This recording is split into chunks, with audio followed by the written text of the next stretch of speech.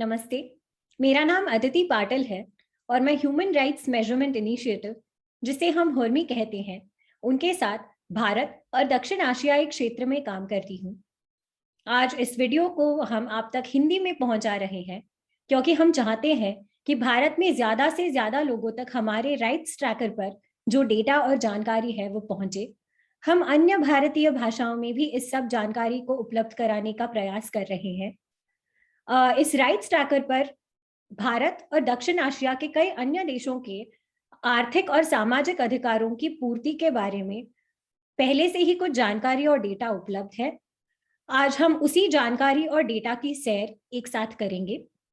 आपको ये बताते हुए भी बेहद आनंद हो रहा है कि साल 2022 में पहली बार हुर्मी का जो सिविल एंड पॉलिटिकल राइट्स यानी नागरिक और राजनीतिक अधिकारों को मापने वाला विशेषज्ञ सर्वेक्षण है, वो हम भारत में भी ले आ रहे हैं। इसका अर्थ ये होगा कि 2022 के मध्य तक भारत से संबंधित संपूर्ण डेटा सेट यानी आर्थिक और सामाजिक अधिकारों का अनुपालन और नागरिक और राजनीतिक अधिकारों का अनुपालन, यह संपूर्ण डेटा सेट, समग्र जानकारी हमारे इस राइट्स ट्रैकर पर उपलब्ध होगी।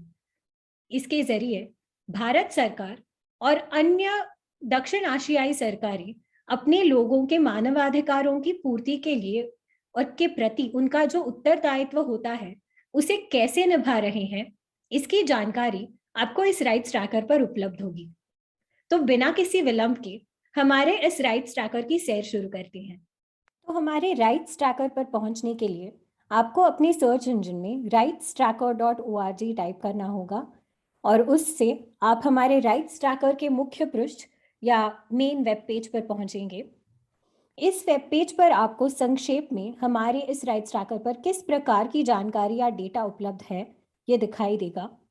ऐसे कौन से 13 अधिकार हैं जिनका मापन हुर्मी करता है, ऐसे कौन से देश हैं जिनके प्रदर्शन के लिए उन्हें प्राप्तांक हुर्मी दे चुका है, और ऐसे कौन से जन समूह हैं जिन्हें उनके मानवाधिकार उल्लंघनों का सबसे ज्यादा खतरा है। ये सारी जानकारी आपको हमारे इस राइट्स ट्रैकर पर उपलब्ध होगी। आपको ये भी बताना चाहूंगी कि दाहिनी ओर यहाँ ऊपर की तरफ आपके पास भाषाओं के लिए भी कुछ विकल्प मौजूद हैं। आज की इस सैर में इस राइट्स ट्रैकर में आप जो जानकारी या डेटा देखेंगे वो प्राथमिकता अंग्रेजी में होगा, पर मैं हो सके उतना आपको हिंदी में उसे समझाने की कोशिश करूंगी। हम इस चीज का भी प्रयास कर रहे हैं कि भारतीय भाषाओं में भी इस सारी जानकारी और डेटा को आपको उपलब्ध कराएं। तो बिना किसी विलंब के इस सैर को शुरू करते हैं। ज्यादातर लोग जिन्हें किसी देश और या किसी विशिष्ट अधिकार के बारे में जानकारी या डेटा पता करना हो, वो इस सर्च बॉक्स में उसे टाइप करते हैं। क्योंकि यह वीडियो भारत के आर्थिक और सामाजिक अधिकारों की पूर्ति या अनुपालन को समझने की एक कोशिश है, हम यहाँ इंडिया टाइप करेंगे।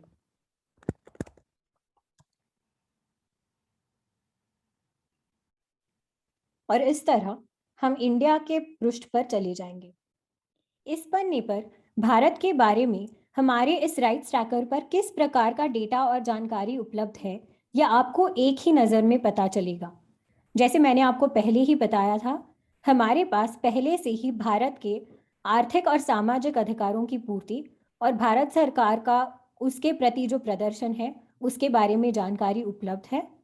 और इन 5 अधिकारों को लेकर यहाँ हमने भारत को एक सारांशित प्राप्तांक यानी समरी स्कोर भी दिया है।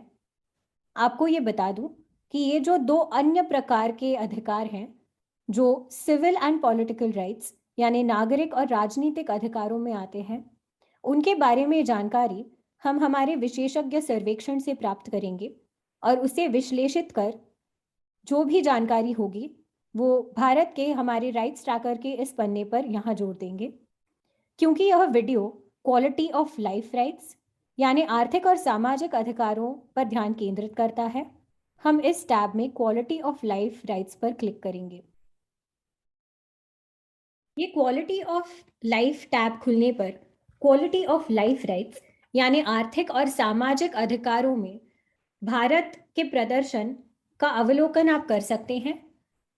फिलहाल हर्मी 5 आर्थिक और सामाजिक अधिकारों को मापता है, जो है राइट टू एजुकेशन यानी शिक्षा का अधिकार, राइट टू फूड यानी आहार और भोजन का अधिकार, राइट टू हेल्थ यानी स्वास्थ्य का अधिकार, राइट टू हाउसिंग यानी आवास का अधिकार और राइट टू वर्क यानी रोजी और काम करने का अधिकार। इन 5 अधिकारों के बारे में भारत के संबंधित जानकारी हर्मी के पास उपलब्ध है, जिसके बुनियाद पर हम भारत को एक समरी स्कोर यानी सारांशित प्राप्तांक देते हैं क्वालिटी ऑफ लाइफ राइट्स के लिए। इससे पहले कि हम इस जानकारी को कैसे पढ़े, इसे और गहरी तरह समझे, मैं कुछ और मूलभूत जानकारी आपके साथ साझा करना चाहूंगी। हर्मी जो है वो अलग अलग देशों के अंतरराष्ट्रीय उत्तरदायित्व यानी इंटरनेशनल ऑब्लिगेशंस का अनुपालन कैसे हो रहा है उसका मापन करता है। अंतरराष्ट्रीय मानवाधिकार कानून यानी इंटरनेशनल ह्यूमन राइट्स लॉ में विकसित किए गए पैमानों के अनुसार ही हम इन सब अधिकारों की पूर्ति को माप रहे हैं। तो इन्हीं सिद्धांतों के मुताबिक ये जो आर्थिक और सामाजिक अधिकार हैं, जो जीवन की गुणवत्ता और स्तर संबंधित जानकारी देते हैं, जिन्हें हम हमारे राइट्स ट्रैकर पर क्वालिटी ऑफ लाइफ राइट्स कहते हैं, उनके अनुपालन के पैमाने को प्रोग्रेसिव रियलाइजेशन या प्रगतिशील पूर्ति कहा जाता है। यह सिद्धांत यह कहता है कि आर्थिक और सामाजिक अधिकारों की पूर्ति ये प्रत्येक देश की आय या आमदनी के स्तर और उसके पास कितने संसाधन उपलब्ध है इस पर निर्भर करती है। इसीलिए हर देश का उत्तरदायित्व भी अलग अलग होता है। आमदनी और संसाधनों की कमी की वजह से कोई निम्न या मध्य आय वाला देश शायद उस स्तर पर इन अधिकारों की पूर्ति नहीं कर पाएगा जो कोई उच्च आय वाला देश कर सकता है। इस सिद्धांत के अंतर्गत ये समझना जरूरी है कि हर देश का उत्तरदायित्व ये है कि उसके लोग इन अधिकारों का आनंद ले पाए। इसके लिए उसके पास जो आमदनी उपलब्ध है या जो संसाधन उपलब्ध है या जो करने के लिए वो सक्षम है, उसके साथ वह सर्वोत्तम प्रदर्शन करने की ज्यादा से ज्यादा कोशिश करे। तो हम जो माप रहे हैं वो ये है कि कोई देश उसकी सद्य आमदनी को मद्देनजर रखते हुए इन अधिकारों का कितने अच्छी तरह से अनुपालन कर रहा है, बनाम उसके जो हमारी कार्यप्रणाली द्वारा और जो हमने गणना की है उसके द्वारा और उसके अनुसार हम जानते हैं कि पाना या करना मुमकिन है या जिसे करने में वो देश सक्षम है। मैं इसे एक और बार दोहराना चाहूंगी। हर्मी जो माप रहा है वो ये है कि कोई देश उसकी सद्य आमदनी को मद्देनजर रखते हुए in quality of life rights का कितनी अच्छी तरह से अनुपालन कर रहा है, बनाम उसके कि जितना वो उसकी सत्य आमदनी में कर सकता है हमारे विश्लेषण के अनुसार। अब भारत के प्राप्तांकों पर एक नजर डालते हैं। भारत के लिए, जैसे मैंने आपसे कहा, इन सभी 5 अधिकारों के बारे में जानकारी उपलब्ध है और इसीलिए हम भारत के लिए एक समग्र प्राप्तांक विकसित कर पाए हैं, यानी एक ओवरऑल स्कोर हम भारत को दे पाए हैं। भारत का यह समग्र प्राप्तांक 64.2% यानी 64.2% है। इसका अर्थ यह है कि अपनी वर्तमान आमदनी और उपलब्ध संसाधनों का उपयोग कर Bharat in quality of life अधिकारों की जितनी मात्रा में पूर्ति कर सकता है उसके केवल 64.2% ही कर रहा है। मैं दोबारा आपको समझाऊंगी कि हमारी गणना और हमारे विश्लेषण के अनुसार भारत की जो सद्य आमदनी है उसमें भारत को यह 100% का प्राप्तांक पाने की कोशिश करना मुमकिन है और यह प्राप्तांक पाना भी मुमकिन है, मगर जितना वे कर सकता है उसके मुताबिक वो केवल 64.2% ही कर रहा है। आपको ये बताना चाहूंगी कि क्योंकि ये आर्थिक और सामाजिक अधिकार है और हर देश का उत्तरदायित्व भी अलग अलग होता है, यह जो स्कोर आप देख रहे हैं ये इनकम एडजस्टेड यानी आय समायोजित है। अब हम एक एक कर विशिष्ट स्कोर या प्राप्तांक देखेंगे अलग अलग अधिकारों के लिए। तो उदाहरण के लिए हम पहले लेंगे राइट टू एजुकेशन यानी शिक्षा के अधिकार का स्कोर। हम जब इसे देखते हैं तो इस अधिकार की पूर्ति में भारत का स्कोर है 79%, यानी 79%। जैसे हमने इसके पहले ही समझा था, इसका मतलब ये नहीं है कि भारत के 79% लोग शिक्षा के अधिकार का आनंद उठा सकते हैं, पर इसका ये मतलब है कि जो भारत की सरकार को करना चाहिए उसके अपने वास्तविक आमदनी के स्तर पर और जिसकी वो क्षमता रखते हैं उसका केवल 79% वे कर रहे हैं। अब हम जब ये देखेंगे तो ये 79% एक अच्छा स्कोर लगता है और भारत जैसे बड़े देश के हिसाब से ये एक काफी बड़ी सफलता भी है। लेकिन आप जब यहाँ नीचे दिए गए इन प्रदर्शन श्रेणियों को देखेंगे तो भारत का ये जो प्राप्तांक है ये बैड यानी बुरे श्रेणी में आता है। तो हम ये कह सकते हैं कि इसी आय के स्तर पर ऐसा बहुत कुछ है जो भारत को करना अभी बाकी है। जो हम देखते हैं यहाँ 79% से लेके 100% के बीच जो अंतर है वो, और ऐसा बहुत कुछ है जो किया जा सकता है इससे पहले कि हम ये कहें कि भारत अपनी शिक्षा के अधिकार के प्रति जो अंतरराष्ट्रीय उत्तरदायित्व है उन्हें पूरा कर रहा है।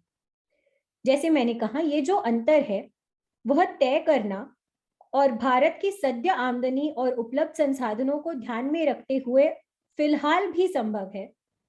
यहीं पर भारत के प्रदर्शन में थोड़ी सी कमी दिखाई देती है। यह मिट सकती है अगर भारत अपने संसाधन और आमदनी का इष्टतम यानी ऑप्टिमल उपयोग करे। अब इसी तरह हम ये जो बाकी के 4 अधिकार हैं उनके प्राप्तांकों को भी समझ सकते हैं। अधिक जानकारी के लिए और इस जानकारी के विस्तार के लिए हम नीचे जाएंगे। यहाँ आप देखेंगे कि स्पष्टीकरण दिया गया है कि किस प्रकार इस आलेख को पढ़ना चाहिए। मैं आपसे अनुरोध करूंगी कि जब आप हमारे राइट्स ट्रैकर को देखें तो इसे ध्यान से पढ़ें ताकि आपके मन में जो कोई भी उलझन हो उसका समाधान आप यहाँ ढूंढ पाए। नीचे जाएंगे और इन अधिकारों के बारे में कुछ और जानकारी पाने की कोशिश करेंगे। यहाँ इसके बारे में अधिक विश्लेषण और जानकारी मौजूद है। तो क्योंकि हम शिक्षा के अधिकार के बारे में बात कर रहे थे तो उसी उदाहरण को लेकर आगे बढ़ते हैं। शिक्षा के अधिकार की पूर्ति के लिए सरकार के अनुपालन को मापने के लिए हमने इस अधिकार को 2 उपश्रेणियों में या सूचकों में विभाजित किया है। ये है राइट टू प्राइमरी एजुकेशन यानी प्राथमिक शिक्षा का अधिकार और राइट टू सेकेंडरी एजुकेशन यानी माध्यमिक शिक्षा का अधिकार। इस बात पर आप गौर करें कि ये जो आंकड़े आप देख रहे हैं ये आंकड़े वास्तविक भर्ती का दर नहीं है, यानी ये एक्चुअल एनरोलमेंट रेट्स नहीं है। ये आंकड़े जो है ये हर्मी स्कोर है जो इन अधिकारों को लोगों तक पहुंचाने और उनकी पूर्ति को सुनिश्चित करने के लिए सरकार कितना और कैसा प्रदर्शन कर रही है उसे आंकते हैं। तो ये आंकड़े जो है ये सरकार के प्रदर्शन का परिणाम है। मगर हम ये स्कोर्स जिन बुनियादी सूचक मूल्यों पर यानी इंडिकेटर वैल्यूज पर आधारित हैं उन्हें भी हम यहाँ देख सकते हैं। इसके लिए हमें यहाँ हर्मी स्कोर से लेकर इंडिकेटर वैल्यूज पर क्लिक करना होगा। यहाँ क्लिक करते ही हमें जो ये दिखेगा वो स्कूलों में वास्तविक भर्ती का दर यानी एक्चुअल एनरोलमेंट रेट्स दर्शाते हैं। इस तरह हम ये देख पाएंगे कि भारत में प्राथमिक स्कूलों में भर्ती का दर 92.3% यानी 92.3% है। इसका अर्थ ये है कि 92.3% बच्चे ऐसे हैं जिनका नाम प्राथमिक स्कूलों में दर्ज किया गया है। फिर हम ये देखने की कोशिश करेंगे कि भारत के ही इनकम ब्रैकेट यानी समान आय के स्तर पर जो अन्य देश हैं, उनमें ऐसे कितने प्रतिशत बच्चे हैं जो प्राथमिक शिक्षा पाने के लिए स्कूलों में भर्ती किए गए हैं। यह देखने के लिए हम दोबारा इंडिकेटर वैल्यूज से लेके हर्मी स्कोर्स यानी हर्मी प्राप्तांकों पर क्लिक करेंगे। हम देखेंगे कि हमने इस तुलनात्मक अंकों के हमारे विश्लेषण के अनुसार भारत को 88.2% यानी 88.2% का प्राप्तांक दिया है, जो इस प्रदर्शन की श्रेणी में फेयर यानी ठीक श्रेणी में आता है। इसका अर्थ ये होता है कि भारत सरकार प्राथमिक स्कूलों में बच्चों का दाखिला हो, इसके लिए ठीक ठाक प्रदर्शन कर रही है, पर और बेहतर प्रदर्शन कर सकती है। इसी तरह हम माध्यमिक शिक्षा के अधिकार संबंधित जानकारी को भी समझेंगे। हम यह साफ देख सकते हैं कि प्राथमिक शिक्षा के मुकाबले माध्यमिक शिक्षा के लिए भारत का जो प्रदर्शन है वो उतना अच्छा नहीं है। भारत का प्रदर्शन माध्यमिक शिक्षा के लिए वेरी बैड यानी बहुत खराब श्रेणी में आता है। अब हम वापस इंडिकेटर वैल्यूज या बुनियादी सूचक मूल्यों पर जाएंगे। यह हमें दिखाते हैं कि भारत में माध्यमिक स्कूलों में वास्तविक भर्ती का दर केवल 61.6% यानी 61.6% है। जब हम इस अधिकार के पूर्ति की तुलना समान आय वाले अन्य देशों के लिए करते हैं, तो हमें हर्मी स्कोर्स पर वापस जाना पड़ेगा और हमें हर्मी का प्राप्तांक मिलता है जो है 69.7%, 69.7%, जो कि बहुत खराब या वेरी बैड कैटेगरी या श्रेणी में आता है। हमारी अपेक्षा तो ये है कि भारत का यह प्राप्तांक जो है दोनों प्राथमिक शिक्षा के अधिकार के लिए और माध्यमिक शिक्षा के अधिकार के लिए 100% तक पहुंचे, क्योंकि जैसे मैंने आपको पहले समझाया था, हमारी गणना के अनुसार सद्य परिस्थिति में यह संभव है। तो इन प्राप्तांकों के आधार पर हम ये कह सकते हैं कि शिक्षा के अधिकार की पूर्ति की ओर भारत की जो अंतरराष्ट्रीय उत्तरदायित्व है, उन्हें पूरा करने में भारत पूरी तरह सफल नहीं हो पाया है। जब हम और नीचे जाएंगे तो देख पाएंगे कि इन 5 क्वालिटी ऑफ लाइफ अधिकारों में से 3 ऐसे अधिकार हैं जिनके बारे में हमारे पास लिंग के आधार पर अलग की हुई जानकारी या डेटा भी उपलब्ध है। हम देख सकते हैं कि वे अधिकार है राइट टू एजुकेशन यानी शिक्षा का अधिकार, आहार या भोजन का अधिकार और स्वास्थ्य का अधिकार, और उनकी उपश्रेणियां भी यहाँ मौजूद है।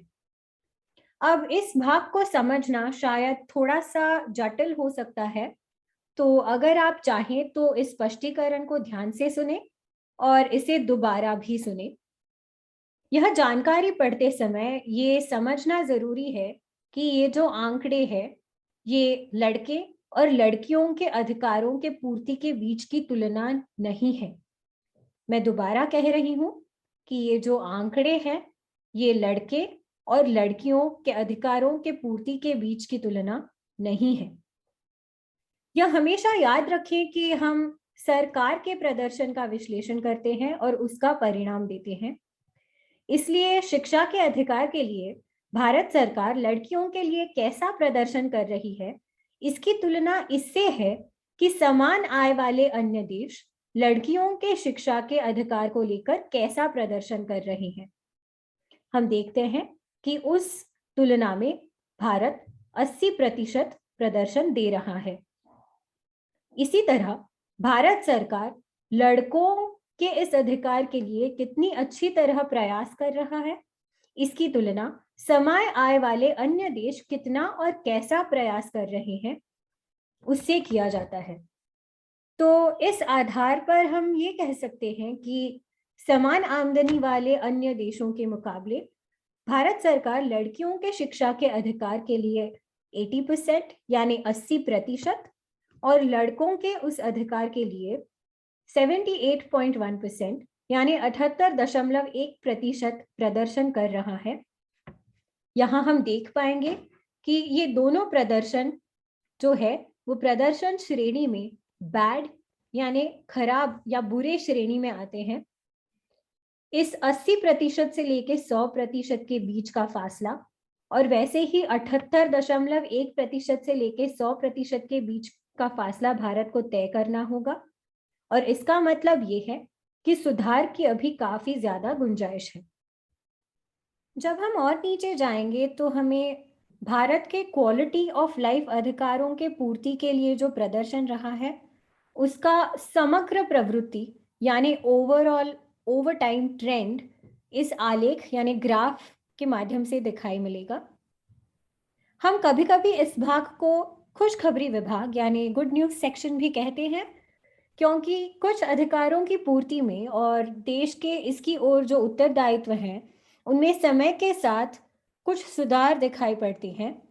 जैसे हम यहाँ देख सकते हैं कि भारत के समग्र स्कोर को हम किंचित बेहतरी होते हुए देख सकते हैं। इसी तरह हम शिक्षा के अधिकार को भी देखेंगे, तो यहाँ जाकर इस ड्रॉप डाउन विकल्प से शिक्षा के अधिकार पर क्लिक करेंगे। मगर हम देख सकते हैं कि साल 2013 से लेकर 2018 तक कुछ ज्यादा फर्क नहीं है भारत के प्रदर्शन में, और आलेख पर जो ये रेखा है वो बिल्कुल ही समतल है। तो इसका मतलब ये है कि ओवर टाइम ट्रेंड में भारत अपने प्रदर्शन में कुछ खासा सुधार नहीं दिखा पा रहा है। इसके साथ ही इन अधिकारों की जो उपश्रेणियां या सूचक हैं उनमें भी समयानुसार क्या बदलाव हुआ है ये हम देख सकते हैं। तो हम पहले देखेंगे कि प्राथमिक शिक्षा के अधिकार में भारत का प्रदर्शन कैसा रहा है और उसका ओवर टाइम ट्रेंड क्या है। यहाँ भी हम देख सकते हैं कि रेशा काफी समतल है। अब हम सेकेंडरी एजुकेशन यानी माध्यमिक शिक्षा देखेंगे, उसमें भी रेशा समतल है। इसी तरह जब हम भारत के संदर्भ में भोजन या आहार के अधिकार की समग्र प्रवृत्ति को देखते हैं तो हमें ये दिखाई पड़ता है कि आलेख पर जो ये रेशा है वो ऊपर की ओर बढ़ती हुई हमें दिखाई देती है। अब आपको बताना जरूरी है कि यह सुधार एक अच्छा संकेत देता है और ये एक खुशखबरी है, मगर हम ये अपेक्षा करते हैं कि आलेख पर की ये रेशा यहाँ पहुंचे या यहाँ हो, माने 100% तक हो, क्योंकि जैसा कि मैंने बताया यहाँ तक पहुंचना भारत की सद्य आय में संभव है। तो हालांकि अभी यहाँ से लेकर 100% तक काफी लंबा रास्ता तय करना है। यह जो ऊपर जाती हुई रेशा है, यह छलांग जो है वह एक अच्छा संकेत देती है। इसी तरह हम आवास, स्वास्थ्य और रोजी यानी काम करने के अधिकारों की भी समग्र प्रवृत्ति देख सकते हैं। जैसे कि हम देखेंगे कि आवास का जो अधिकार है उसमें समय को लेकर काफी हद तक हम सुधार देख पाते हैं। अब हम दोबारा ऊपर जाएंगे। हमारे इस राइट्स ट्रैकर में और भी ज्यादा जानकारी उपलब्ध है। अगर आपके लिए यह जानकारी ही काफी है और आपके लिए कोई एक आंकड़ा ही उपयोगी है तो आप चाहे तो यहाँ रुक सकते हैं। यदि आप अधिक जानकारी चाहते हैं तो हमारे साथ कृपया बने रहें। हमारे डेटा को अलग अलग प्रदर्शन के मानदंड यानी परफॉर्मेंस बेंचमार्क्स और मूल्यांकन के मानक यानी असेसमेंट स्टैंडर्ड्स के अनुसार भी देखा जा सकता है। आपको इसे अगर थोड़ी और गहरी तरह समझना है तो यहाँ जो स्विच व्यू का विकल्प है उस पर क्लिक करें, क्योंकि इन अधिकारों के संबंधित विभिन्न डेटा जो है उसे प्रस्तुत करने का हमारे पास उसके कुछ और तरीके भी हैं। सबसे पहले आपको ये बात बता दूं कि अलग अलग देशों के सामने जो मानवाधिकार संबंधित चुनौतियां होती है वो भी अलग अलग होती है। इसे ध्यान में रखते हुए हम सूचक मूल्यों के समूह बना रहे हैं जो हमारे हिसाब से विभिन्न आय के स्तर वाले देशों के लिए उपयुक्त यानी अप्रोप्रिएट, प्रासंगिक यानी रेलेवेंट और आसानी से उपलब्ध यानी रेडिली अवेलेबल हो। भारत जो है वो हमारे निम्न और मध्य आय वाले देशों के समूह में आता है। हमने अभी जो भारत के ये सारे स्कोर या प्राप्तांक देखे, वे इन्हीं सूचक मूल्यों पर आधारित है, जो भारत के समक्ष खड़ी मानवाधिकार चुनौतियों से प्रासंगिक है और आसानी से उपलब्ध भी है। अगर अब हम चाहते हैं तो इस मूल्यांकन के मानक को हम बदल सकते हैं और इसे हाई इनकम असेसमेंट स्टैंडर्ड यानी उच्च आय वाले सूचक मूल्यों के आधार पर भी हम भारत के स्कोर या प्राप्तांक देख सकते हैं। यह मानकों का एक पूरी तरह से अलग समूह है, यह आपको मैं बता दूं। आप जब इस हाई इनकम के बटन पर क्लिक करेंगे तो आप ये देख पाएंगे कि यहाँ जो बहुत सारी जानकारी उपलब्ध होनी चाहिए वहां इनकम्प्लीट डेटा या नो डेटा कहते हैं। इसका कारण ये है कि इन सूचकों के बारे में जो जानकारी है भारत की ओर से उसका अभाव है और इस कारण मूल्यांकन के उच्च स्तर पर भारत को स्कोर नहीं दिया जा सकता क्योंकि ये जानकारी उपलब्ध ही नहीं है। अब हम नीचे देखेंगे कि उच्च आय के स्तर पर भारत के संबंधित कौन से ऐसे सूचक के मानक हैं जिनके बारे में जानकारी या डेटा उपलब्ध है। जैसे कि मैंने आपको बताया था, इस स्तर के स्कोर हम एक पूर्णतः अलग सांकेतिक मानकों के समूह के बलबूते तैयार करते हैं। अब हम यहाँ देखते हैं कि भारत के माध्यमिक शिक्षा के अधिकार के जो स्कोर हमने पहले भी देखे थे वो यहाँ एक और बार दिखाई देंगे। इसके अलावा उस उच्च आय के स्तर के मुताबिक जो और मानक है वे शिक्षा की गुणवत्ता से संबंधित है, यानी क्वालिटी ऑफ एजुकेशन से। ये मानक जग प्रमाणित पीसा परीक्षणों यानी पीसा टेस्ट के द्वारा गणित यानी मैथ्स, विज्ञान यानी साइंस और पठन यानी रीडिंग की गुणवत्ता यानी क्वालिटी को मापते हैं। क्योंकि पीसा परीक्षण या पीसा टेस्ट भारत में प्रशासित नहीं किया जाता, भारत के लिए ये स्कोर्स उपलब्ध नहीं है। हालांकि ये जो प्राप्तांक या स्कोर है वो अधिकतर उच्च आय वाले देशों में प्राप्त होते हैं क्योंकि वहीं पीसा परीक्षण प्रशासित किए जाते हैं। कुछ ऐसे मध्य आय वाले देश भी हैं जिनके पास और जिनके लिए ये आंकड़े उपलब्ध है और इस वजह से इन सूचकों पर आधारित स्कोर भी उपलब्ध है। जब ऐसा कोई देश होगा, उदाहरण के लिए जॉर्डन या रोमेनिया, तो आप मूल्यांकन के मानक या स्तर को बदलकर अधिक जानकारी प्राप्त कर सकते हैं। अब आगे बढ़ने से पहले हम एक और बार निम्न और मध्य आय के मूल्यांकन मानकों का विकल्प चुनेंगे। यह खास तौर पर आपको कहना चाहती हूँ क्योंकि ये है वो स्वचालित नहीं है और हमें इसे खुद बदलना पड़ता है। There are no default settings and we have to manually set them back. तो इसे कृपया याद रखें। आप जब यहाँ देखेंगे तो ये भारत का आय समायोजित यानी इनकम एडजस्टेड स्कोर है।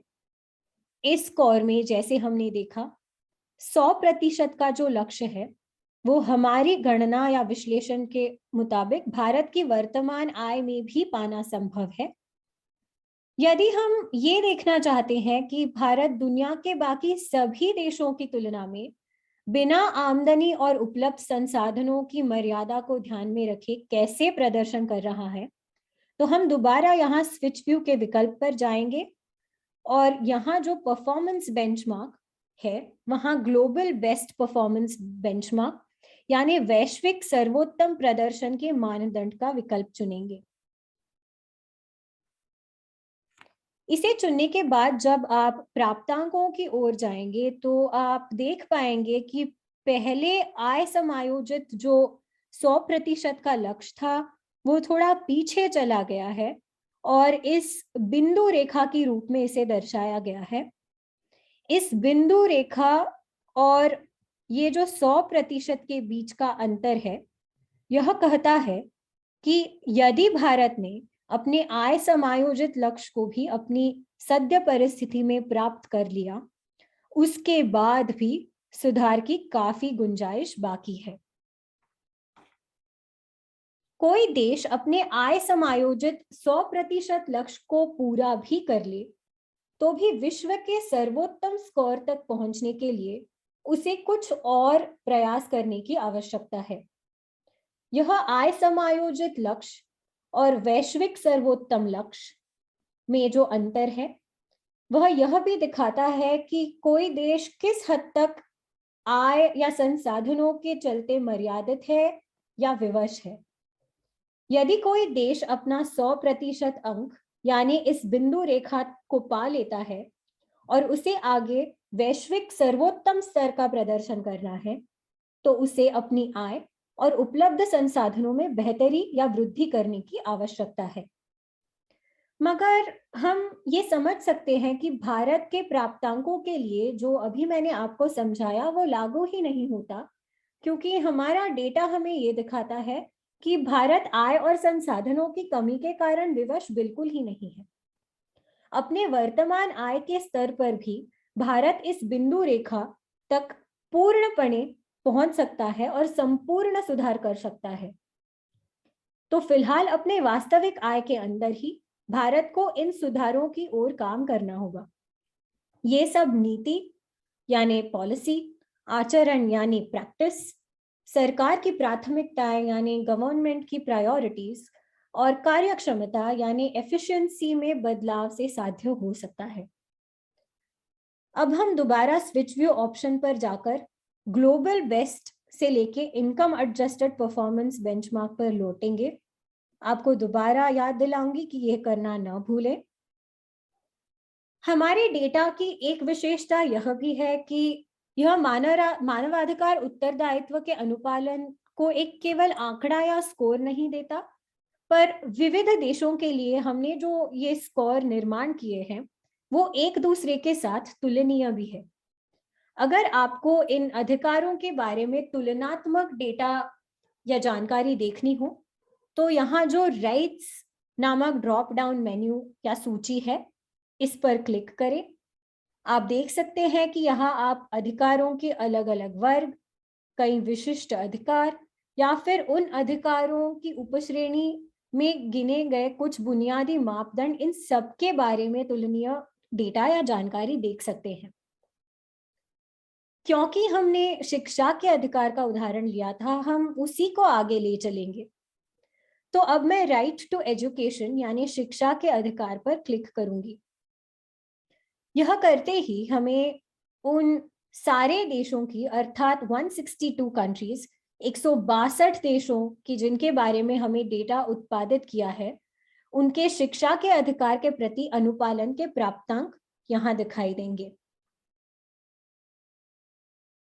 आपको बता दूं कि यह सब जानकारी जो है इस सूची में, यह निम्न और मध्यम आय के मूल्यांकन मानकों पर आधारित है, यानी लो और मिडिल इनकम असेसमेंट स्टैंडर्ड पर आधारित है, जो इन सभी देशों के लिए सबसे उपयुक्त सूचक है। आपको बता दूं कि कुछ अन्य उच्च आय वाले देश भी हैं, और उनके बारे में भी ये सारी मूलभूत जानकारी और उपरोक्त मूल्यांकन मानक ज्यादातर उपलब्ध होते हैं, और इसीलिए हमने उस हर देश को इस सूची में समाविष्ट किया है जिनके बारे में हमारे पास जरूरत की ये सारी जानकारी उपलब्ध है। मिसाल के तौर पर कनाडा एक उच्च आय वाला देश है, लेकिन उसके बारे में ये जानकारी उपलब्ध है और इसके कारण ही इस तुलनात्मक सूची में कनाडा को शामिल किया गया है।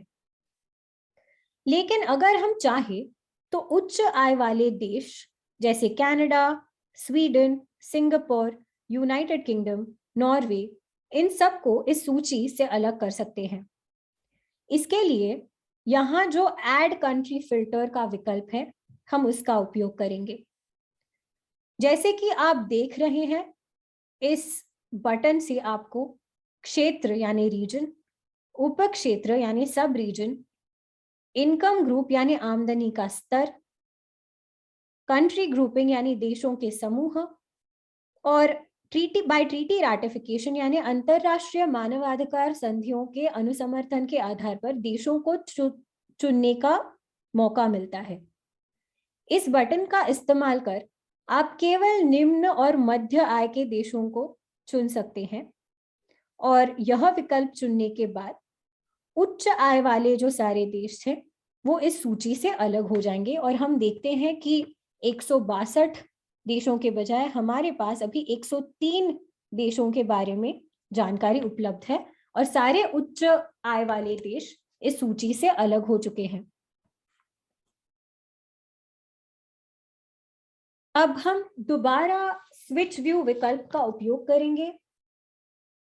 अभी इस समय जो आप देख रहे हैं वो आय समायोजित स्कोर यानी इनकम एडजस्टेड स्कोर है, जो हमें ये बताता है कि कौन से देश का प्रदर्शन अपने आय के स्तर के अनुसार सबसे बेहतर है। तो यहाँ हम देख सकते हैं कि बुरुंडी, जो एक छोटा सा और निम्न आय वाला देश है, वह अपने आय समायोजित यानी इनकम एडजस्टेड लक्ष्य को पूरी तरह से यानी 100% प्राप्त कर रहा है। उसके पास जितनी कुछ आमदनी और सीमित संसाधन उपलब्ध है, उनका पूर्ण उपयोग कर शिक्षा के अधिकार की ओर अपने उत्तरदायित्व की प्रगतिशील पूर्ति करने में बुरुंडी सफल रहा है। मगर हम जब प्रदर्शन के मानदंडों को बदलकर वैश्विक सर्वोत्तम मानक चुनेंगे, यानी ग्लोबल बेस्ट परफॉर्मेंस बेंचमार्क, तो आय और संसाधनों का अभाव हम नहीं चुनेंगे। इसके माध्यम से हम यह पूछेंगे कि पूरे विश्व में अपने लोगों के शिक्षा के अधिकारों की पूर्ति के लिए आमदनी से जुड़ी बाधाओं की परवाह किए बिना कौन सा देश है जो सर्वोत्तम प्रदर्शन दे रहा है। जब हम इस मानदंड का आधार लेंगे तो हम ये देख पाएंगे कि बुरुंडी, जो पहले इस सूची में सबसे ऊपर था, वो काफी नीचे चला जाएगा। इसकी वजह यह है कि हालांकि बुरुंडी का आय समायोजित प्रदर्शन उत्कृष्ट है और वह शिक्षा के अधिकार के प्रगतिशील पूर्ति का अपना उत्तरदायित्व निभाने में पूरी तरह सफल भी है, लेकिन उसका जो मूलभूत स्कोर है यानी रॉ स्कोर, वो अभी भी बाकी देशों की तुलना में बहुत ही कम है। यहाँ हम देख सकते हैं कि कनाडा अपने 99.6% यानी 99.6% के स्कोर को लेकर वैश्विक सर्वोत्तम प्रदर्शन के मानदंडों के आधार पर यानी ग्लोबल बेस्ट परफॉर्मेंस बेंचमार्क के आधार पर इस सूची में सबसे ऊपर स्थित है। तो हम ये कह सकते हैं कि शिक्षा के अधिकार के परिणामों में कनाडा पूरी दुनिया में सबसे अग्रणी है। अब हम दोबारा आय समायोजित स्कोर यानी इनकम एडजस्टेड स्कोर पर इसे बदल देंगे और अब हम मूल्यांकन के अलग अलग मानकों को समझेंगे, यानी अलग अलग जो असेसमेंट स्टैंडर्ड्स है उन्हें समझेंगे। जैसे कि मैंने आपको कहा था, ये सारे प्राप्तांक जो है वो निम्न और मध्य आय के मूल्यांकन मानकों के ऊपर आधारित है, क्योंकि सभी देशों को इस मानकों से आंका जा सकता है। इसके बावजूद यदि आप उच्च आय के मूल्यांकनों के बारे में और जानकारी की आवश्यकता रखते हैं तो आप इस असेसमेंट स्टैंडर्ड को भी बदल सकते हैं। यहाँ हम स्विच व्यू में जाएंगे और यहाँ जो असेसमेंट स्टैंडर्ड है यह लो एंड मिडिल इनकम से लेके हाई इनकम तक बदल देंगे।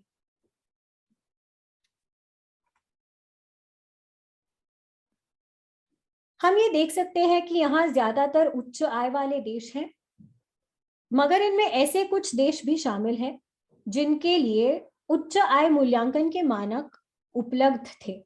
यानी ये जो सारी जानकारी उच्च आय वाले देशों के मूल्यांकन के लिए इस्तेमाल होती है, वह सारी जानकारी उन मध्य आय वाले देशों के लिए भी उपलब्ध थी।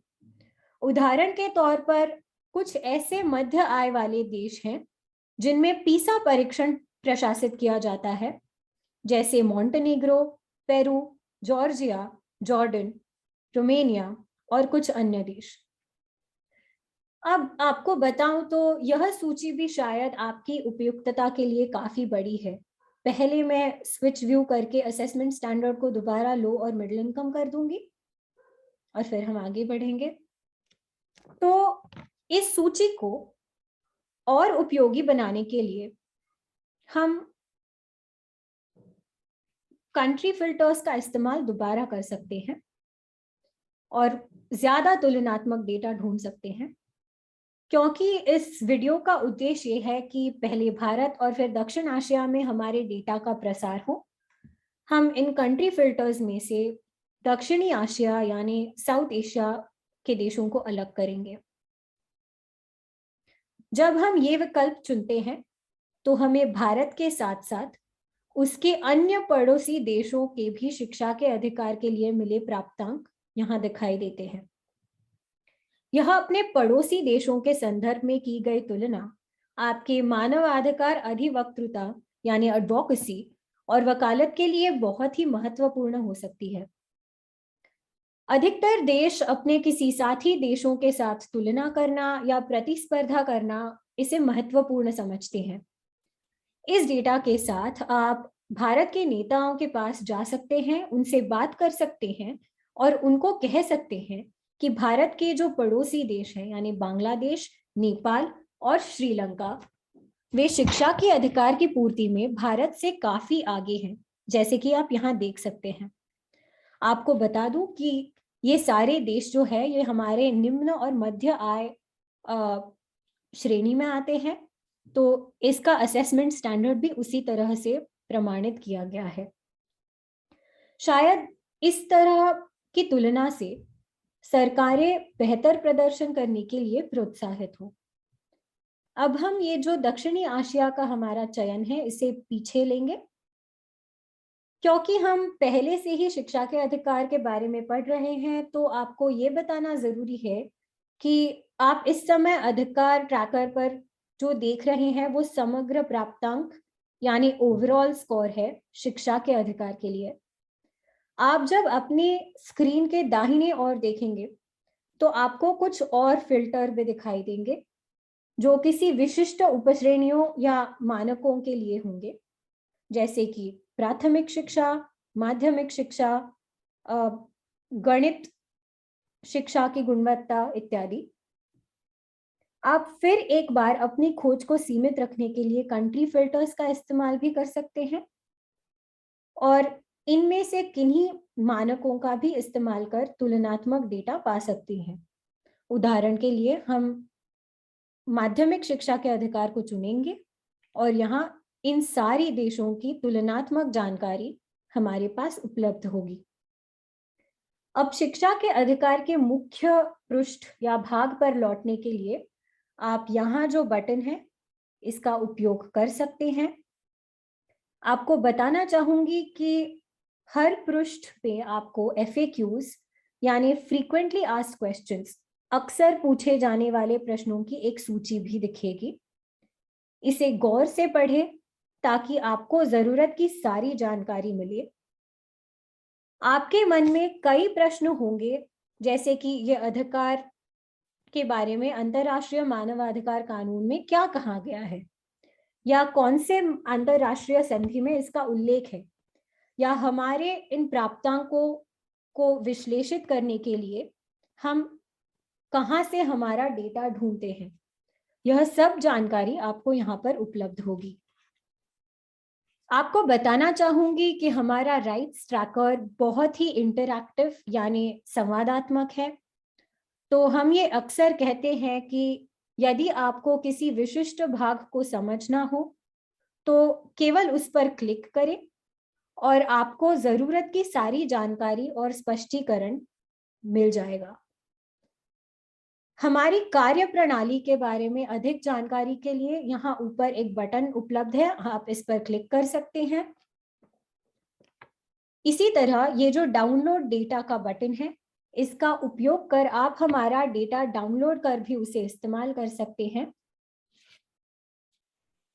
मैं उम्मीद करती हूँ कि हमारे राइट्स ट्रैकर की जो ये हमने साथ में शेयर की है वो आपके लिए उपयुक्त थी।